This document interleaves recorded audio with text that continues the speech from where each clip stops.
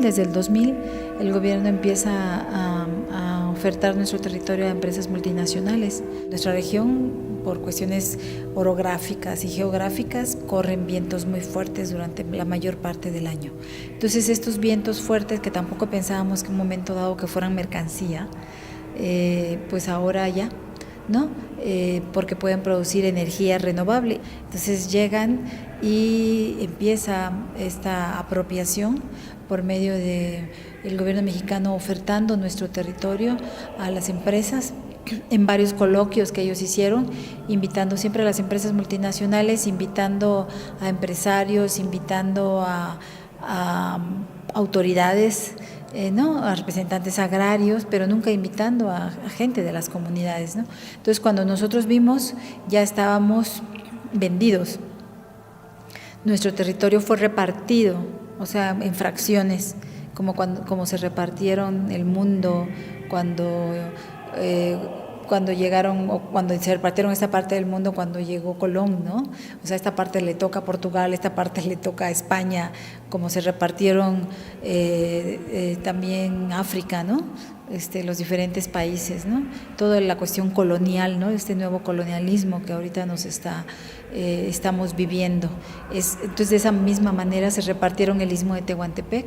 Cada empresa agarró una parte y en esa parte empieza a hacer su trabajo de corromper, yo no digo convencer a la gente, sino de corromper a las autoridades, desinformando, diciendo de que va a haber empleo, va a haber desarrollo, va a haber dinero, va a haber más cosas, y mucha gente, pues yo creo que el gobierno mexicano de manera intencional lo que ha hecho con los pueblos o con la sociedad entera es precarizarla, empobrecerla para que cualquier cosa parezca la panacea, ¿no? Con lo que te va a salvar. Entonces hay gente que sí ha aceptado porque piensa que esa es la única salida, pero hay gente que no, y somos los que estamos defendiendo nuestro territorio, porque el defender nuestro territorio es defender nuestra vida como pueblos originarios.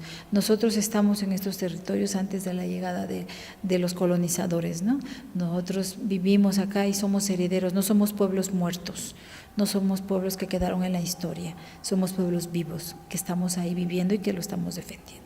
Entonces, en este momento nos vemos como tal vez retrógradas porque estamos defendiéndonos de empresas que están produciendo supuestamente energía renovable, ¿no? La energía que va a salvar al mundo, que sin embargo cuando llegan a nuestros territorios lo primero que hacen es deforestar, o sea, llegan para producir energía renovable, pero tienen que tener los territorios limpios, los espacios limpios, tiran todo lo que haya.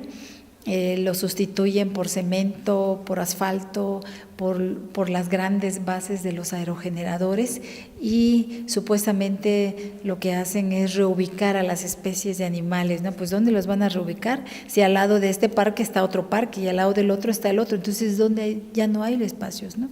Entonces, eso es lo que han hecho las empresas que han llegado, pues finalmente son empresas multinacionales, porque nosotros en México pues no tenemos esa tecnología, ¿no? Entonces, las primeras empresas que llegaron fueron empresas españolas, también por eso le llamamos neocolonialismo, ¿no? Porque es nuevamente los españoles nos empiezan a cambiar nuestro viento por cositas, ¿no? Por migajas, ¿no? Entonces, llegan y las empresas, por ejemplo, de las más fuertes que trabajan el tema de la energía, que es Iberdrola, es Unión Fenosa, es Gamesa, Demex, que es una filial de Renovalia Energy, ¿no? Hay muchas más, Prenial, que fue la primera que llegó, hay muchas, pues, ¿no? Están también las francesa, que es institucional, ¿no? Energía de Francia, y la italiana Enel, también, que son empresas del gobierno, de los gobiernos. Y los capitales, bueno, pues también son capitales, la mayor parte capitales europeos, capitales también ahora que están llegando de Japón, de Mitsubishi, por ejemplo. De Holanda había un capital que era de PGGM, que es fondos de pensiones en Holanda, también del Banco Mundial, del Banco Interamericano de Desarrollo, o sea, una gran cantidad de capitales que están llegando a la región. y dice el gobierno que es dinero que va a promover el desarrollo en la región. Nosotros decimos que eso no es cierto, porque gran cantidad de ese capital, el 80% de ese capital, se va para la tecnología, y la tecnología se compra afuera, ¿no? Entonces ya el 80% no es cierto. O sea, si dicen que son 19,000 millones de dólares, pues de esos 19,000 millones de dólares el 80% se queda donde se compra la tecnología, el otro 20% se reparte en las empresas que van a hacer la construcción, que también son españolas, por ejemplo Gamesa, que es una de las principales constructoras que están aquí en el Istmo de Tehuantepec,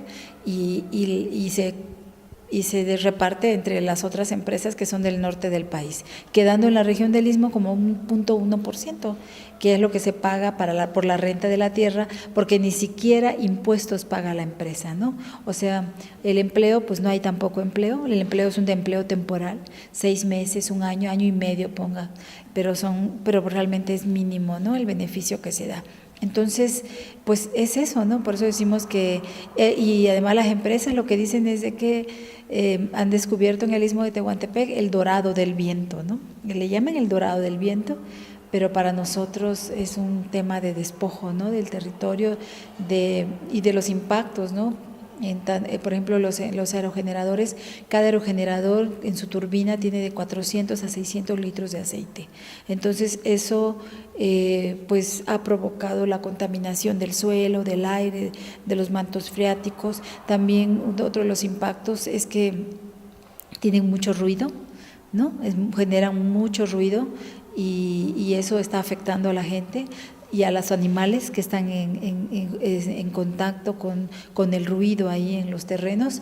Entonces, estos aerogeneradores vienen a afectarnos todos, ¿no? Vienen a afectarnos nuestras relaciones en la comunidad, porque nos peleamos, ya no vamos a las fiestas de aquel. ¿Por qué? Porque él está con la empresa y yo no estoy con la empresa, ya me tengo que cuidar de la gente. ¿Por qué? Porque no coincidimos, porque dicen que yo yo voy contra el desarrollo, estoy contra la gente que quiere progresar y que uno no quiere que la gente progrese, ¿no? Entonces hay también agresiones, ¿no?, hacia la gente que no estamos de acuerdo.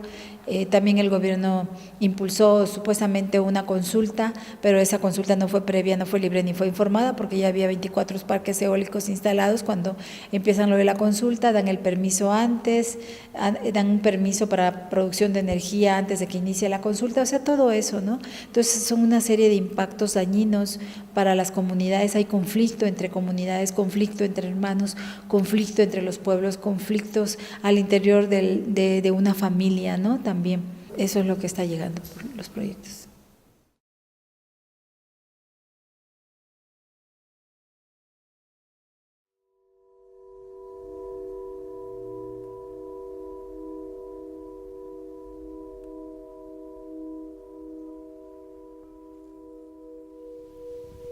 En el 2009 que firmamos, nos entregaron un contrato, pero teníamos muy poca información de cómo estaban hechos los contratos. Lo que sí platicamos con ellos en nuestro caso, porque a todos nos dijeron cosas muy diferentes. A nosotros nos dijeron que esos contratos se iban a firmar como un apartado, pero que cuando ellos ya empezaran los trabajos, nos íbamos a poner de acuerdo para ver qué cláusulas se podían cambiar, a manera de que las dos partes estuviéramos de acuerdo con el contrato. Y fue por esa razón que aceptamos, firmamos. En el 2011, a principios de 2011 que empezaron los trabajos, empezamos a reunirnos, y cuando nos dimos cuenta, porque sí habían personas de lugares cercanos que ya habían tenido una experiencia con estas empresas, nos dijeron que tuviéramos mucho cuidado con los contratos. Fue así como empezamos a preocuparnos y tuvimos la necesidad de buscar a un abogado para que nos viniera a explicar cláusula por cláusula de cómo estaba hecho el contrato.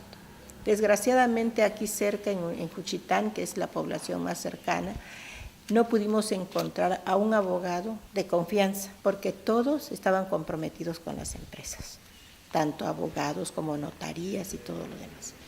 Entonces vino una persona de México y ya nos explicó realmente cómo estaba hecho el contrato, y fue una desilusión para todos los que oímos lo que el abogado nos explicaba.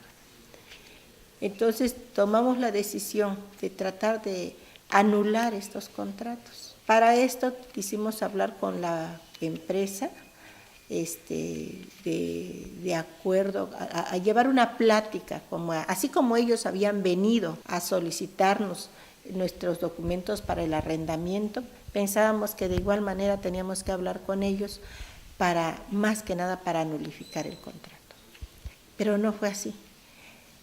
En el momento que nosotros quisimos hablarle al licenciado que estaba al frente de esto, Fernando Ballester Zurroca, él nos dijo claramente de que firmaron, se chingaron.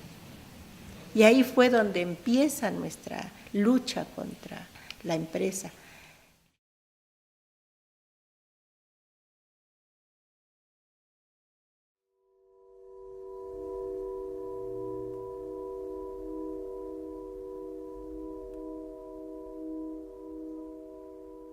Una de las medidas para reprimir a los pueblos, en este caso nosotros que estamos en contra de los parques eólicos, es directamente nos envían pistoleros, sicarios y amenazas de muerte vía celulares. Y también la otra medida es por medio del Estado mexicano, que envían programas para condicionar, para aceptar los parques eólicos, pero también existe la cooptación de grupos, por ejemplo de pescadores, que la empresa eólica se encarga de darles apoyos económicos, apoyos en material para su pesca, pero con la condición es que se dividan del grupo que resiste y que acepten la construcción de los parques eólicos. Y esto también nos echa a pelear como comunidad. Hay un conflicto de división intercomunitario, pero bueno, afortunadamente como cultura seguimos preservando no solamente esta cultura de la reorganización, sino que esa cultura de reconocernos y no avergonzarnos de la raza que somos, ¿no? La zapoteca, ¿no? Y así dialogamos con varias culturas del Istmo. Somos 5 culturas del Istmo, 5 nacionalidades del Istmo. Entonces, la intromisión en nuestra cultura originaria, cultura indígena, es en todos los aspectos, ¿no? En la vida comunitaria, en nuestras fiestas, en nuestras religiones, en nuestros sitios sagrados, en nuestros sitios de trabajo, en los bienes naturales de nuestro territorio.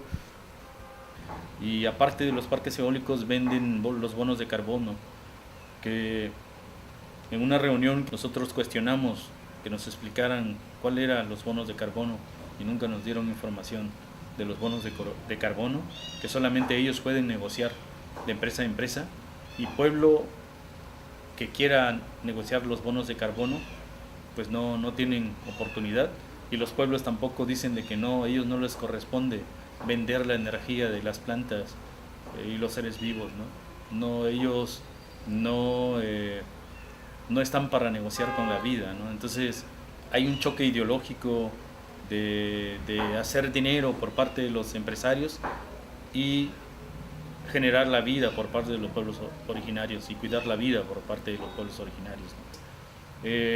Lo que estamos viendo aquí como impacto en Juchitán, en la parte sur donde estamos, es que se ha cambiado la ruta de las aves migratorias. Por la presencia en esa ruta más de 1.600 aerogeneradores, también hay poca presencia de abejas, y esto trae como consecuencia de que los cultivos ya no están produciendo como antes, ¿no? Hay cultivos cercanos, hubieron cultivos cercanos a la subestación de maíz, que nada más físicamente se vieron los elotes, pero dentro de los elotes no había nada. Hay también colisión de aves, de murciélagos, pero también hay un personal que empieza a recoger las evidencias y los oculta, ¿no?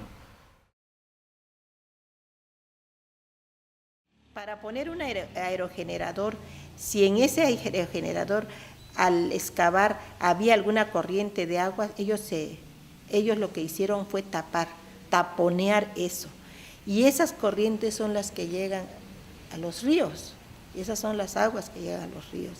Entonces, en este caso, todo eso, los pozos se secaron, hasta el mar, el agua del mar se alejó demasiado, y era preocupación para todos los compañeros que viven cerca del mar.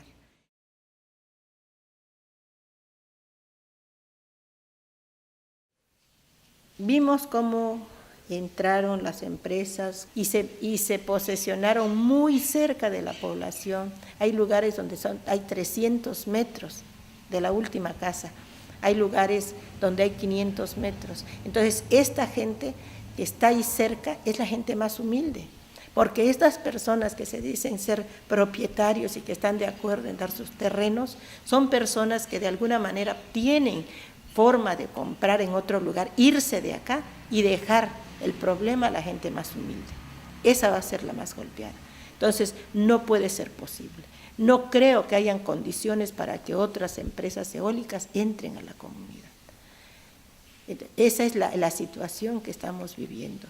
Es cierto, es una lucha desigual, totalmente, porque el gobierno, coludidos con estas empresas, pues golpean a la gente más humilde, pero estamos en la lucha, seguimos luchando, no vamos a dejar que estas empresas hagan lo que quieran, ¿no? Que vengan, se posesionen en lugares donde los indígenas son los dueños de la tierra, no son ellos, ni el mismo gobierno.